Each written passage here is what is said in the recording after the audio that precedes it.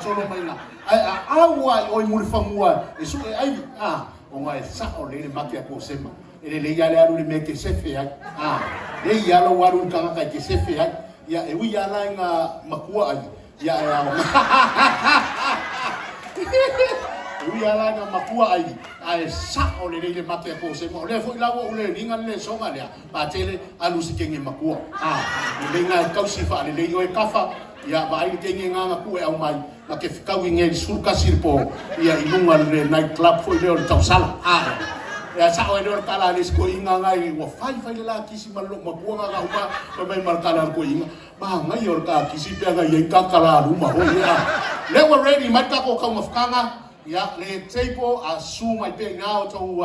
sunga i whawhengainga ya le ngata i leo pang walau ya le siwa e ngā tātou ya ono sai ya e pāwhei oile i oi lunga lai tu mai ia me tau le le ya lau manua oi ya e asu mai lau mea kau sami le mea ke fia kau mawhai ya le kaimingei ya lau sunga le whawhengainga le la au whai a kose ka kalo e whapa i ai kako kau mawhkanga ya ono tātou wano lo le iai ya o ngole lo kope e faina ko me foi e valu moau so afa tamam le alo mona nga pa ia.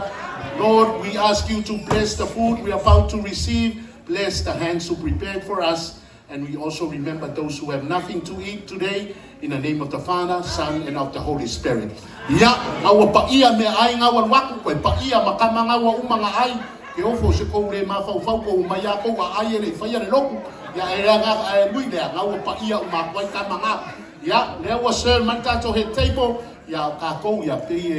e manga ya le mua o le vai nga ngai kala nga a solo ko ila ya le ka ko table sa mole ya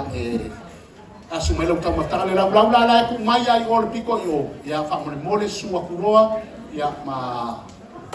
fulingo ma se mai tau tamatanga a mole lava fa solo ko ila ka